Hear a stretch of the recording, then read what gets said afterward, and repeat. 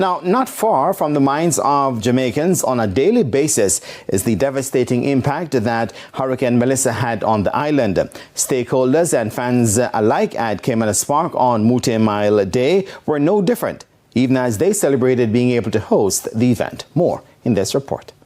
The fourth staging of the Mouttet Mile almost a month ago was a scaled-down affair, with the execution on the fourth floor instead of on the infield as a result of losses incurred from Hurricane Melissa. We decided that it probably wasn't right for us to have a big, lavish infield, and we were also severely hurt, $200 million, so we had to go back to the basics.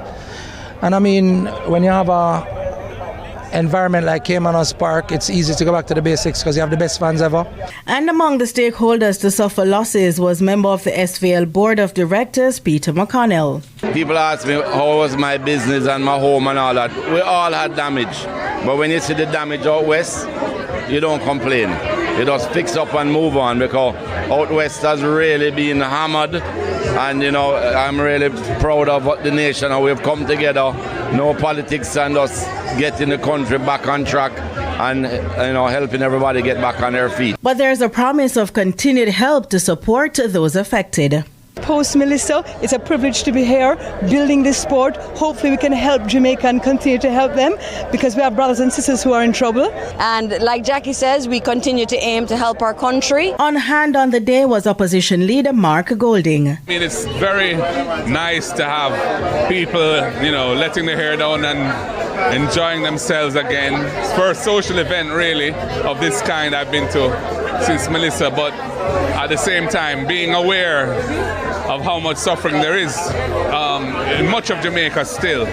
You have to always bear that in mind, because people are really hurting out there. A main staple of the Mouttet Mile race day is a continued partnership with the Fox Sports, ongoing since 2023. We get Naira New York Racing Association that has supported everything that we have done so far. In addition to what the local media has given us, we have gotten additional media from Fox. Any racetrack you go to in the United States, there's always a Jamaican section, and everybody knows that they're a Jamaican section, right? Nobody's as effervescent as us.